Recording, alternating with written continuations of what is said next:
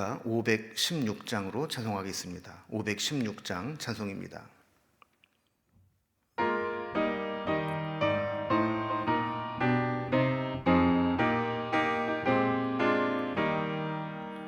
옳은 길 따르라 의의 길을, 세계 만민의 참된 길, 이 길 따라서 살기를 온 세계에 전하세. 만 백성이 나갈 길, 어두운 밤 지나고 동튼다. 환한 빛 보아라 저 빛, 주 예수의 나라 이 땅에 곧 오겠네 오겠네. 주 예수 따르라 승리의 주, 세계 만민이 나갈 길과 진리요 참 생명, 내 창검을 부수고 다 따르라 화평왕. 어두운 밤 지나고 동튼다. 환한 빛 보아라 저 빛, 주 예수의 나라 이 땅에 곧 오겠네 오겠네. 놀라운 이 소식 알리어라, 세계 만민을 구하려 내 주 예수를 보내신 참 사랑의 하나님. 만 백성이 따를 길, 어두운 밤 지나고 동튼다. 환한 빛 보아라 저 빛, 주 예수의 나라 이 땅에 곧 오겠네 오겠네.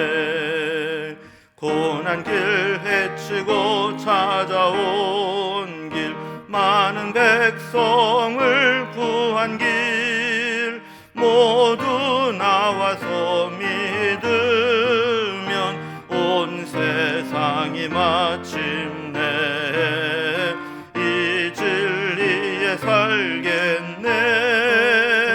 어두운 밤 지나고 동튼다.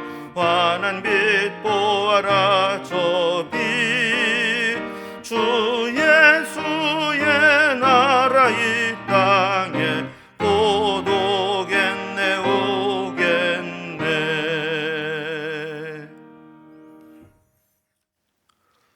오늘 함께 나눌 하나님 말씀은 아모스서 5장 18절에서 27절까지 말씀입니다. 아모스 5장 18절에서 27절까지 말씀을 제가 봉독하겠습니다. 화 있을진저 여호와의 날을 사모하는 자여, 너희가 어찌하여 여호와의 날을 사모하느냐. 그 날은 어둠이요 빛이 아니라 마치 사람이 사자를 피하다가 곰을 만나거나 혹은 집에 들어가서 손을 벽에 대었다가 뱀에게 물림 같도다. 여호와의 날은 빛 없는 어둠이 아니며 빛남 없는 캄캄함이 아니냐. 내가 너희 절기들을 미워하여 멸시하며 너희 성회들을 기뻐하지 아니하나니, 너희가 내게 번제나 소제를 드릴지라도 내가 받지 아니할 것이요 너희의 살진 희생의 화목제도 내가 돌아보지 아니하리라. 내 노랫소리를 내 앞에서 그칠지어다. 내 비파소리도 내가 듣지 아니하리라. 오직 정의를 물같이 공의를 마르지 않는 강같이 흐르게 할지어다. 이스라엘 족속아, 너희가 40년 동안 광야에서 희생과 소제물을 내게 드렸느냐. 너희가 너희 왕 식굿과 기윤과 너희 우상들과 너희가 너희를 위하여 만든 신들의 별 형상을 지고 가리라. 내가 너희를 다메섹 밖으로 사로잡혀 가게 하리라. 그의 이름이 만군의 하나님이라 불리우는 여호와께서 말씀하셨느니라. 아멘. 우리는 어제 이 본문에서 그 전까지 계속 심판을 예고하셨던 하나님의 말씀에서 이제 하나님의 심판을 면하고 살 수 있는 길이 무엇인가를 알려주는 말씀을 살펴보았습니다. 그러니까 아무런 살릴 수 있는 능력이 없는 다른 곳에 기웃거리지 말고 하나님을 찾고 악을 버리고 선을 행하면 살 수 있다고, 아직까지는 기회가 있다고 말씀하시는 거죠. 그런데 이스라엘 백성들은 하나님을 찾고 하나님께로 돌아갈 생각은 하지 않고 절기나 제사나 성회와 같은 갖가지 형식적인 종교 행위를 통해서 하나님이 우리를 구원하실 것이라는 헛된 기대를 가지고 있었습니다. 그러나 그들이 구하는 여호와의 날, 하나님의 날은 구원의 날이 아니라 심판의 날이 될 것이라고 말씀하고 있습니다. 저들이 살 길은 하나님을 찾고 그들의 삶의 자리에서 불법과 부정을 뿌리 뽑고 오직 공의와 정의가 마르지 않는 흐르는 강물처럼 흘러넘치게 하는 것이라고 다시 한번 말씀하고 있습니다. 이렇게 하나님의 공의와 정의를 회복하는 것, 이것이 살 길임을 말씀하는 오늘 본문을 단락별로 구분을 해보면, 먼저 18절에서 20절까지는 여호와의 날이 구원의 날이 될 것이라고 기대하는 이스라엘 백성들에게 여호와의 날은 어둡고 캄캄한 심판의 날이 될 것이다, 이렇게 말씀을 합니다. 두 번째 21절에서 25절까지는 종교적 행위로 구원을 받을 수 있는 것이 아니고 정의와 공의를 행하며 하나님께로 돌아오는 것이 살 길이라고 다시 한번 말씀합니다. 그리고 26절, 27절은 그렇게 하지 않았을 때 하나님은 결국 그들을 포로로 끌려가게 하는 심판을 예고할 것이고 계십니다. 이런 내용으로 오늘 본문을 살펴봅니다. 첫 번째로 여호와의 날은 어둡고 캄캄한 그런 심판의 날이 될 것이다 하는 말씀입니다. 아무리 그들의 죄악을 지적하고 심판을 예고해도 그것을 심각하게 받아들이고 돌이키지 않으면 소용이 없고 방법이 없습니다. 이스라엘 백성들은 하나님의 말씀을 듣고 여호와를 찾고 죄악에서 돌이키려고 하지 않았고 자신들이 생각하는 종교 행위에 더 열심을 내면 하나님의 구원의 날이 임할 것이라고 기대했습니다. 18절 말씀 보면 화 있을진저 여호와의 날을 사모하는 자여 너희가 어찌하여 여호와의 날을 사모하느냐 그날은 어둠이요 빛이 아니라 그랬습니다. 여호와의 날이라고 하는 개념은 성경에서 매우 중요한 개념 중 하나입니다. 특히 이 선지서에서 여호와의 날은 종말의 날을 의미하는 표현으로 사용됩니다. 그러니까 종말의 날, 심판의 날은 행악자들에게는 심판의 날이고 억압받는 하나님 백성들에게는 구원의 날이 됩니다. 이스라엘 백성들은 이 여호와의 날이 하나님께서 자기를 구원해 줄 날로 사모하며 기다리고 있었습니다. 그런 하나님은 그것이 헛된 기대라고 단칼에 말씀하고 계시는 거죠. 너희들이 기대하는 여호와의 날, 그날은 결국 어둠의 날이 될 것이고 너희를 심판하는 날이 될 것이다 라고 말씀하는 겁니다.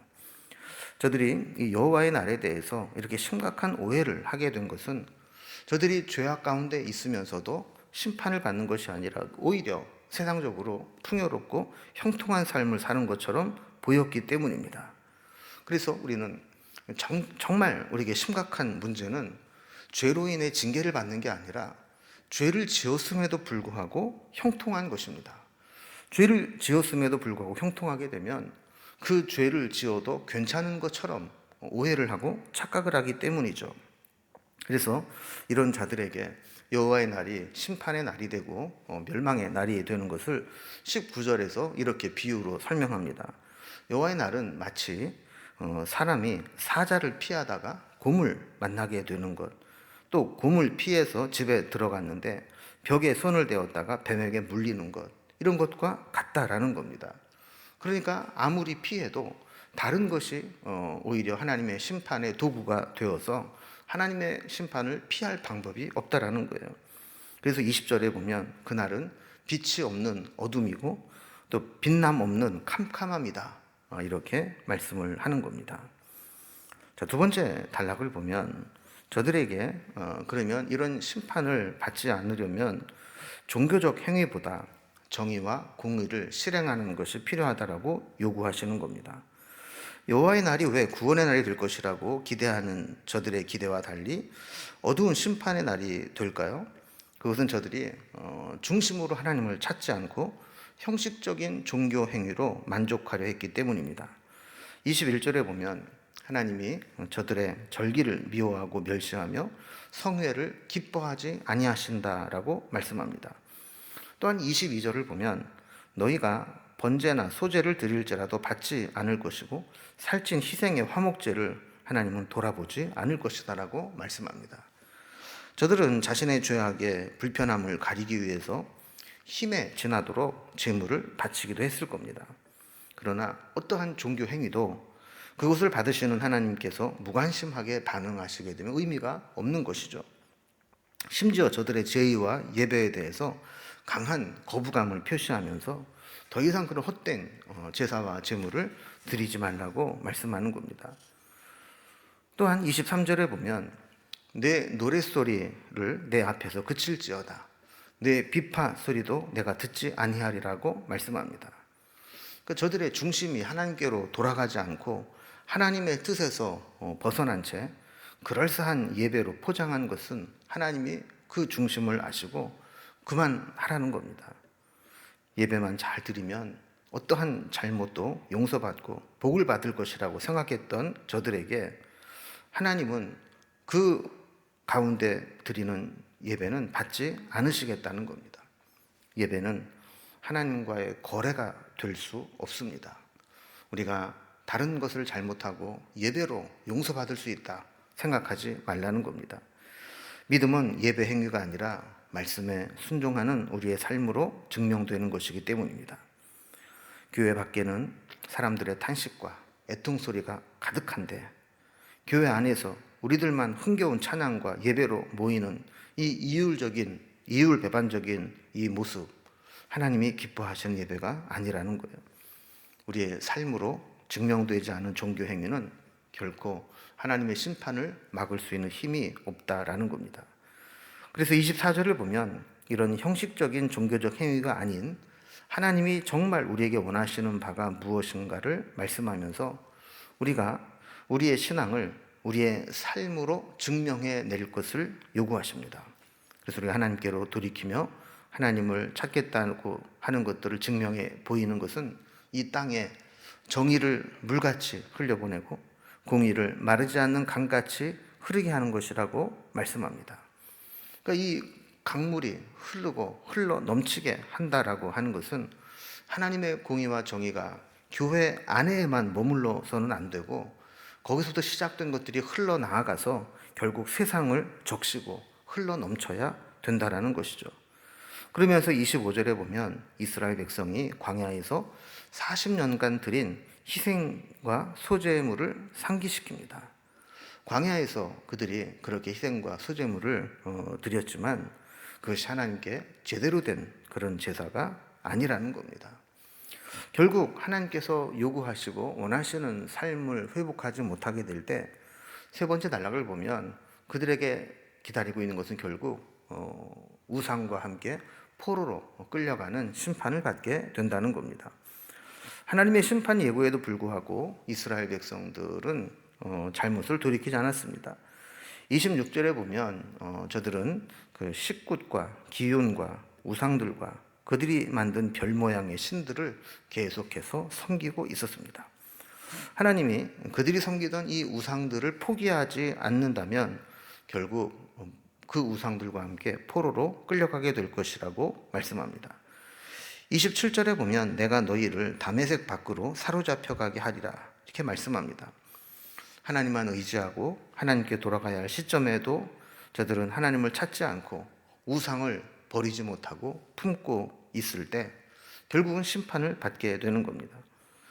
이 말씀은 스데반이 대제사장 앞에서 변론하며 설교할 때 이 본문을 인용했습니다. 사도행전 7장 42절에 보면 광야에서도 이스라엘 백성들은 하나님이 아닌 하늘의 군대라는 우상을 섬겼고 하나님도 그것을 막다 어쩔 수 없어서 그냥 내버려두게 되었다라는 겁니다. 그래서 저들은 하나님 밖에는 바라볼 수 없는 그런 광야에서조차 하나님께 제대로 제사를 드린 적이 없었다라는 것이죠.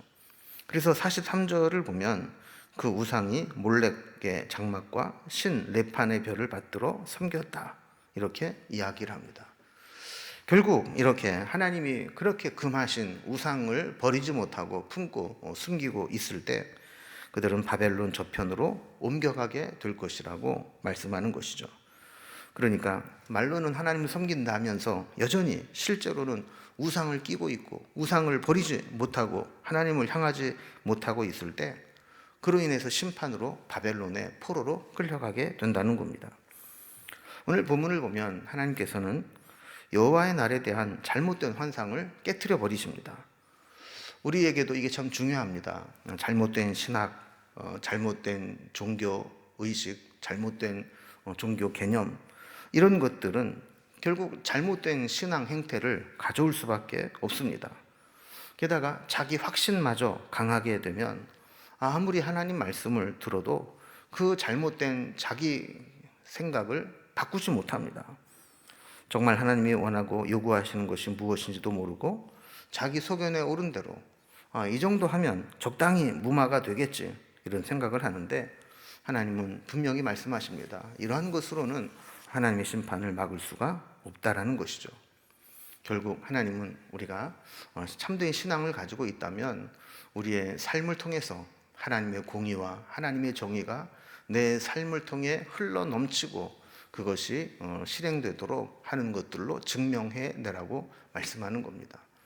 혹시 우리는 우리의 신앙이 이율배반적으로 교회에 와서는 뜨겁게 하나님을 예배하고 찬양하는 것처럼 하지만 실제 우리의 삶에서는 하나님의 자비와 긍휼과 공의와 정의를 실행하지 못하는 그런 잘못을 저지르지 않는지는 돌아보면서 우리의 삶이 하나님이 원하시는 모습으로 온전히 회복될 수 있기를 주님의 이름으로 기원합니다. 기도하겠습니다.